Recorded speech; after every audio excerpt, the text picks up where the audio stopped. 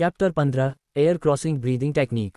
उद्धरण चिन्ह lightly floating फेरी। अंतिम पृष्ठ। इसे इसकी पूरी क्षमता से तभी इस्तेमाल किया जा सकता है जब कोई एयर क्रॉसिंग ब्रीदिंग टेक्निक में महारत हासिल कर ले।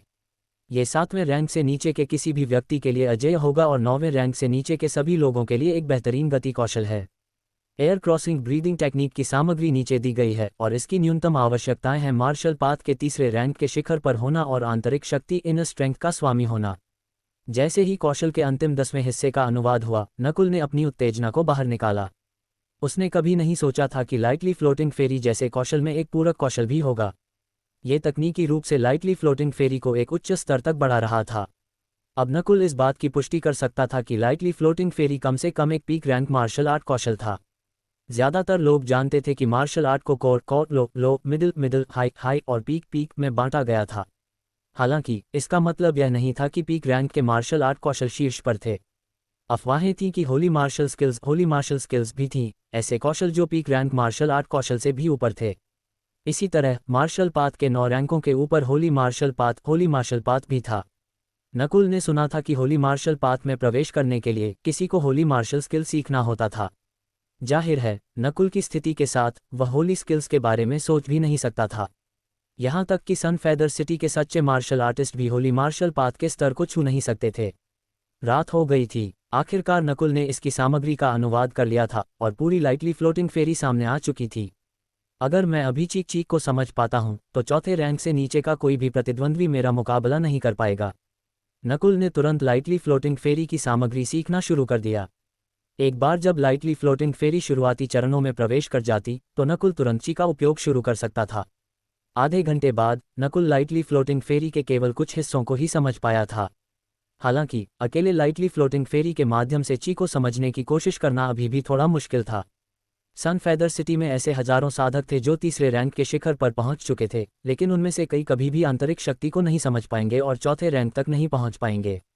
यहाँ तक कि योगेश और तनु जैसे संप्रदाय के कुछ प्रतिभाशाली युवा भी कुछ समय से अटके हुए थे और अभी तक सफल नहीं हो पाए थे। नकुल ने उस रात हार मान ली। जल्दबाजी मत करो, मैंने अभी तीसरे रैंक के क्षेत्र में कदम रखा है और अगर मैं एयर पुशिंग ब्रीदिंग टेक्निक को तीसरे स्तर के शिखर तक प्रशिक्षित कर पाता हूं तो मेरा मानना है कि मेरी सफलता की संभावना बढ़ जाएगी। दूसरे दिन नकुल ने एक बार फिर एयर पुशिंग ब्रीदिंग टेक्निक के साथ साथ एंग्री ड्रैगन फिस्ट्स का भी अभ्यास शुरू कर दिया। तीसरे दिन एयर पुशिंग ब्रीदिंग टेक्निक धीरे धीरे तीसरे स्तर के शिखर की ओर बढ़ रही थी। नकुल को लगा कि उसकी शारीरिक शक्ति अब एक सीमा तक पहुंच गई है। हर बार जब वह टेक्निक को दोहराता था तो उसे ऐसा लगता था जैसे वह अपने शिखर पर पहुंच गया है। उसने एक बार फिर ची को संघनित करने की कोशिश की, लेकिन एक बार फिर असफल रहा। हर बार जब वह असफल होता तो उसकी ताकत थकान से कम हो जाती थी। हालांकि Nakul air crossing breathing technique को समझता था, लेकिन वास्तव में सफलतापूर्वक ची का निर्माण करना एक बिल्कुल अलग बात थी। हालांकि नकुल ने हार नहीं मानी और हर बार जब वह कोशिश करता तो सूक्ष्म सुधार होते थे। उसी दिन नकुल को एक लिखित सूचना मिली। कल दोपहर को मार्शल आर्ट्स फील्ड में एक बहुत शक्तिशाली मार्शल आर्टिस्ट एक व्याख्यान देंगे। हर बाहरी शिष्य को यह खबर मिली। मार्शल आर्ट्स फील्ड में एक खुला व्याख्यान। शायद इसलिए कि परिवार की स्पर्धा में केवल 1 महीना बाकी था, लेकिन बाहरी शिष्यों ने भी अधिक प्रयास करना शुरू कर दिया था। नकुल इस व्याख्यान का बेसब्री से इंतजार कर रहा था। वह केवल आधे साल से शौ संप्रदाय में था और यह पहली बार था जब उसे इस तरह का मौका मिला था। अगले दिन की सुबह, हालांकि अभी दोपहर नहीं हुई थी, फिर भी बहुत से शौ संप्रदाय के शिष्य यहाँ मौजूद थे।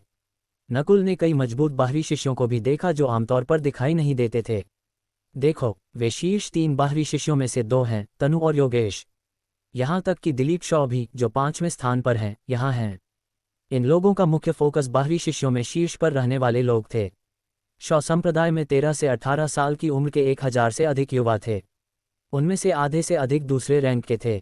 जाहिर है, जब नकुल पहली बार आया था तो वह वास्तव में सबसे निचले स्तर पर था।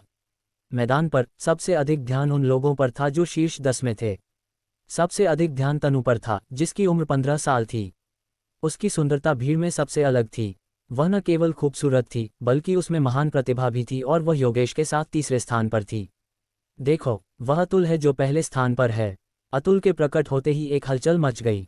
नकुल को उसे ढूंढने की भी जरूरत नहीं पड़ी क्योंकि भीड़ अपने आप अलग हो गई थी। रास्ते से एक युवा आया जिसकी उम्र 16 या 17 साल थी। उसने नीले रंग के कपड़े पहने हुए थे और उसका चेहरा सामान्य था। वह अतुल है। नकुल पहली बार अतुल को देख रहा था, उसने पहले उसके बारे में केवल अफवाहें सुनी थीं। अतुल ज्यादातर शिष्यों से बड़ा था, उसकी उम्र 17 साल थी। ऐसा इसलिए था क्योंकि एक बार जब कोई 18 साल का हो जाता था तो उसे वयस्क माना जाता था और उसे युवा पीढ़ी में नहीं गिना जाता था। अतुल अक्सर अपने कमरे के अंदर अंतहीन साधना करता था, इसलिए उसे दूसरों द्वारा देखा जाना आम नहीं था। इस क्षण नकुल की आंखें अतुल पर टिक गईं और उसने महसूस किया कि उससे एक जबरदस्त दबाव आ रहा है। हालांकि उनकी रैंक समान थी, नकुल अतुल द्वारा उत्सर्जित दबाव को महसूस कर सकता था। नकुल ने अतुल की मांसपेशियों में छिपी हुई असीम शक्ति को भी महसूस किया। चूंकि अतुल बड़ा था, इसका मतलब था कि उसने अधिक समय तक साधना की थी और उसकी नींव सबसे अच्छी थी। ताकत के मामले में वह निश्चित रूप से पहले स्थान पर था।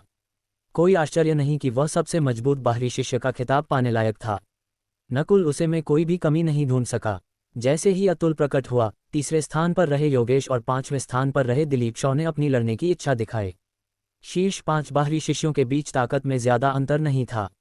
व्याख्यान शुरू होने में अभी भी थोड़ा समय था। जल्द ही एक और आवाज आई, गिरीश यहाँ है। गिरीश, वह व्यक्ति जो शीर्ष 5 में से है। कई शिष्यों की निगाहें एक निश्चित दिशा की ओर मुड़ गईं। आने वाला व्यक्ति छोटे बालों वाला एक युवा था जिसका शरीर तेंदुए की तरह पतला था। गिरीश, नकुल को लगा कि यह नाम परिचित है। जल्द ही उसे याद आया कि यह व्यक्ति कुणाल का भाई था। और निश्चित रूप से गिरीश के पीछे एक परिचित आकृति आई, कुणाल। कुणाल ने भी नकुल को देख लिया था। नकुल ने उसे अपने भाई के पास जाते हुए और कुछ कहते हुए देखा। गिरीश घूम गया और उसकी ठंडी निगाहें नकुल पर टिक गईं। तुम वह नकुल हो? गिरीश ने भावहीनता से कहा जैसे ही वह उसकी ओर चला। हुआ, भीड़ में एक झटका लगा। क्या हो रहा है? गिरीश इतने अज्ञात व्यक्ति को क्यों परेशान करेगा? अज्ञात? किसी ने अपना सिर हिलाया और मजाक उड़ाया। नकुल कोई अज्ञात बच्चा नहीं है। कुछ दिन पहले उसने गलती से एक ग्रीन हेडेड टाइगर किंग को मार डाला था। ओह, ये वही है। मैंने सुना है कि उसने गिरीश के छोटे भाई को पीटा था। मैं शर्त लगाता हूं कि गिरीश बदला लेने आ रहा है। एक छोटी सी चर्चा के बाद भीड़ जल्द ही शांत हो गई। ज्यादातर शिष्यों के चेहरों पर मजाकिया भाव थे क्योंकि गिरीश बाहरी शिष्यों में 5वें स्थान पर था। इस क्षण यहां तक कि पहले स्थान पर रहे अतुल, तीसरे स्थान पर रहे योगेश और तनु भी देख रहे थे। योगेश के चेहरे पर घमंड का भाव था। वह गिरीश की ताकत को काफी अच्छी तरह से जानता था। योगेश के बगल में बैठी अरुणा ने आह भरी, लेकिन ये याद आने के बाद कि नकुल ने मेडिसिन पैविलियन में कैसा व्यवहार किया था, उसके नर्म भाव की जगह ठंडक ने ले ली। दूसरी तरफ तनु के चेहरे पर दिलचस्पी थी। तीरंदाजी के मैदान में नकुल के प्रदर्शन ने उसे चौंका दिया था। नतीजतन नकुल अब मैदान पर मुख्य आकर्षणों में से एक था। बच्चे, आज तुम्हें भीड़ के सामने अपमानित होना पड़ेगा। कुणाल के होंठों पर मुस्कान आ गई। गिरीश कदम दर कदम चला और उसके हर कदम से माहौल में तनाव बढ़ता गया। हाँ, मैं नकुल हूँ। नकुल ने गिरीश को देखते हुए एक हल्की मुस्कान दिखाए। चैप्टर 16, गिरीश को हराना। हाँ, मैं नकुल हूँ। नकुल न तो पीछे हटा और न ही रास्ता दिया। इसके बजाय उसने गिरीश का सामना किया। इस दृश्य ने कई अन्य शिष्यों को चौंका दिया। नकुल तीसरे रैंक में कब आया? कुणाल और उसके साथियों को आखिरकार नकुल के बदलाव का एहसास हुआ। यहाँ तक कि योगेश के बगल में खड़ी अरुणा भी हैरान रह गई। सिर्फ एक बेकार सा कचरा जिसने बाहरी मदद से ब्रेक थ्रू किया है। ये लोग बहुत कमजोर होते हैं, योगेश ने घृणा से कहा। हो सकता है, अरुणा ने जवाब दिया। नकुल, तुम जितना मैंने सोचा था उससे कहीं ज्यादा मजबूत हो। कोई आश्चर्य नहीं कि तुम मेरे भाई को पीट सके। गिरीश ने नकुल की तारीफ की और वह उससे 2 कदम दूर रुक गया। मेरी तारीफ करना बंद करो, मुझे लगता है कि तुम अपने भाई का बदला लेने आए हो। नकुल हल्के से मुस्कुराया। हाँ, गिरीश ने तुरंत कहा, हालांकि मेरा भाई एक बेकार सा कचरा है, फिर भी वह मेरा भाई है। जब गिरीश ने ये कहा तो कुणाल का चेहरा बदसूरत हो गया। उसके इस भाई ने कभी किसी के सामने उसकी इज्जत नहीं की। गिरीश ने आगे कहा, तुम मुझसे छोटे हो और अभी अभी तीसरे रैंक में पहुंचे हो, इसलिए मैं तुम्हें धमकाऊंगा नहीं।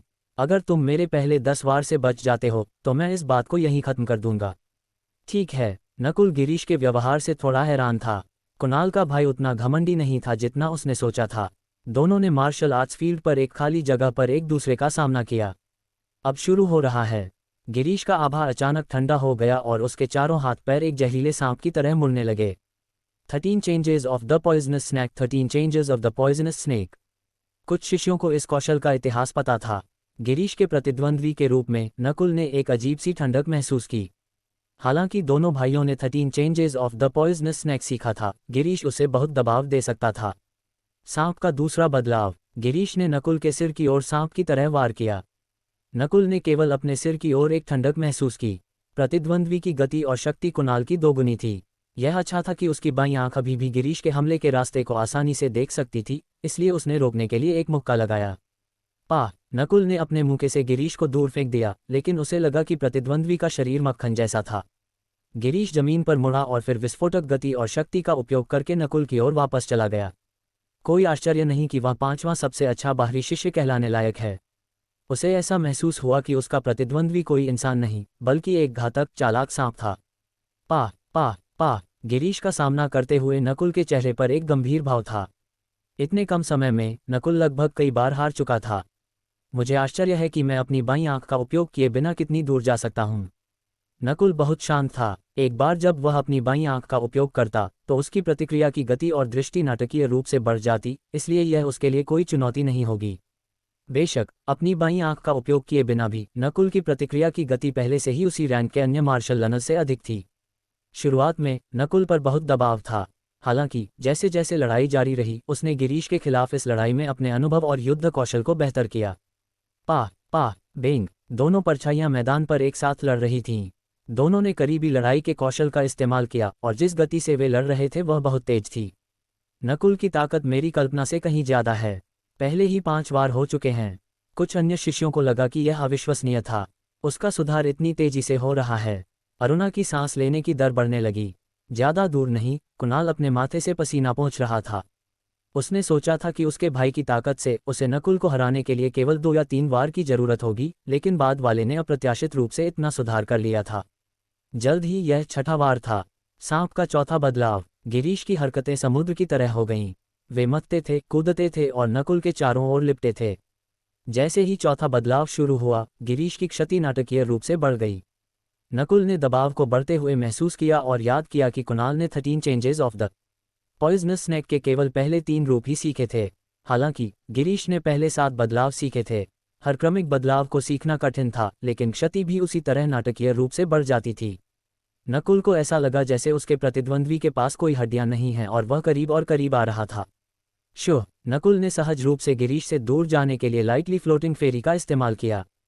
करीबी मुकाबला 13 changes of the poisonous snake की खासियत थी। इसके खिलाफ एंग्री ड्रैगन फिस्ट्स का उपयोग करना भी मुश्किल था। तेंग! तेंग! नकुल गति के मामले में गिरीश से बिल्कुल तेज था। 8वां वार, 9वां वार, 10वां वार। देख रहे शिष्यों ने अपनी सांस रोक रखी थी जब दोनों परछाइयां अलग हुईं। तुम जीत गए। गिरीश ने नकुल को गहराई से देखा और लाचार लग रहा था। फिर वह मुड़ा और चला गया, पीछे एक भीड़ को हैरान छोड़ गया। आसान जाने देने के लिए धन्यवाद। नकुल हल्के से मुस्कुराया। उसने इस लड़ाई में अपनी सारी ताकत का इस्तेमाल नहीं किया, खासकर अपनी बाईं आंख का। उसने लाइटली फ्लोटिंग फेरी या एयर पुशिंग ब्रीदिंग टेक्निक का भी अपनी उच्चतम क्षमता तक उपयोग नहीं किया। इसके 2 कारण थे। सबसे पहले, वह ये देखना चाहता था कि अपनी बाईं आंख का उपयोग किए बिना वह कितना मजबूत था। दूसरा, वह परिवार की स्पर्धा के लिए कुछ छिपे हुए पत्ते बचाना चाहता था। परिणाम बहुत स्पष्ट था। जब उसने इन चीजों का उपयोग करने से खुद को रोका, तो वह गिरीश के बराबर था। जाहिर है, नकुल ये पुष्टि नहीं कर सकता था कि गिरीश ने भी कुछ छिपे हुए वार छोड़े थे या नहीं, क्योंकि उन दोनों ने केवल 10 वार का आदान प्रदान किया था। वह इतना मजबूत कब हुआ? जो लोग नकुल से परिचित थे, उनमें से कुछ अब खुली आंखों से उसे घूर रहे थे। कुणाल तो और भी ज्यादा हैरान था। उसने एक लकड़ी के मुर्गे की तरह अपना मुंह खोल रखा था। बड़े भाई, अगर तुम उसे 10 वार में नहीं हरा सकते तो भी तुम मेरे लिए उसे पीट सकते हो, कुणाल ने गिरीश से कहा। तुम्हें हार मान लेनी चाहिए। अगर कोई प्रतिबंध नहीं होता तो भी मैं उसे नहीं हरा पाता। उसकी गति मेरे लिए बहुत तेज है। गिरीश ने अपना सिर हिलाया। ये कैसे संभव है? कुणाल जानता था कि उसका भाई झूठ नहीं बोलता था। यह उसका रवैया नहीं था। वह जीत गया। अरुणा का शरीर कठोर हो गया क्योंकि उसने दूर खड़े युवा को एक जटिल नजर दी। वह युवा विशेष रूप से सुंदर लग रहा था, इस बिंदु पर पहले से कहीं अधिक लंबा। इस बच्चे के पास वास्तव में कुछ तरकीबें हैं, योगेश ने ठंडे लहजे में देखते हुए कहा। लेकिन उसने केवल गिरीश के खिलाफ 10 वार किए, जबकि गिरीश मुझसे बहुत पहले हार चुका है। अरुणा ने योगेश के शब्दों को सुनकर एक सांस छोड़ी। वह नहीं समझ पाई कि वह नकुल के मजबूत होने से इतना क्यों डरती थी। वह जितना मजबूत होता गया, उसे उतना ही अधिक विरोधाभास महसूस हुआ। स्पर्धा के बाद मैदान अपनी मूल अवस्था में लौट आया। ऐसा इसलिए था क्योंकि दोपहर होने वाली थी और शक्तिशाली मार्शल आर्टिस्ट जल्द ही व्याख्यान देने वाले थे। कोच हार्दिक यहाँ हैं। भीड़ अचानक उत्साहित हो गई। नकुल ने सभी की निगाहों का अनुसरण किया और एक लंबा और पेशी वाला आदमी धीरे धीरे मार्शल आर्ट्स फील्ड पर चलता हुआ देखा। वह कोच हार्दिक हैं। नकुल ने गुप्त रूप से अपनी बाईं आंख खोली और देखा कि उसके खून से एक हल्की पीली चमक निकल रही थी। हर बार जब वह सांस छोड़ता था तो आंतरिक शक्ति को धकेला जाता था, जिससे एक अनदेखा दबाव पैदा होता था। शक्तिशाली लोगों में एक अलग आभा क्यों होती है और एक अनदेखा दबाव क्यों बनता है? नकुल अब कोच हार्दिक को देखकर थोड़ा समझ गया था। कोच हार्दिक द्वारा उठाया गया हर कदम और उसकी हर नज़र ने दबाव पैदा किया। यह आभा मार्शल आर्टिस्ट से संबंधित थी। चौथे रैंक से नीचे के किसी भी मार्शल लन में उस पर हमला करने का साहस भी नहीं हो सकता था। बहुत मजबूत। शिष्यों के चेहरों पर भय और श्रद्धा के भाव थे। ग्रीन फ्लावर कॉन्टिनेंट पर कितने मार्शल लनर्स मार्शल आर्टिस्ट का खिताब चाहते थे। यहाँ तक कि नकुल भी ऐसा ही था। हालांकि उसका लक्ष्य यहीं तक सीमित नहीं था। उसका लक्ष्य मार्शल मास्टर था, वे जो 7वें रैंक या उससे ऊपर थे। और यहाँ तक कि अफवाहों में होली मार्शल पाथ भी था। आज मैं बात करने जा रहा हूँ कि तीसरे रैंक या उससे कम के मार्शल लर्नर्स के लिए कौशल का उपयोग कैसे किया जाना चाहिए। मैं अपनी आंतरिक शक्ति के अनुभव के बारे में भी बात करूंगा। कोच हार्दिक की आवाज़ गहरी थी लेकिन जोर से नहीं थी। हालांकि जो लोग कुछ 100 मीटर दूर थे वे भी उसे स्पष्ट रूप से सुन सकते थे। आंतरिक शक्ति के अनुभव सुनकर योगेश, तनु और अतुल की आंखें चमक गईं। मार्शल पाथ की आंतरिक शक्ति, क्या संयोग है? नकुल बहुत उत्सुक हो गया।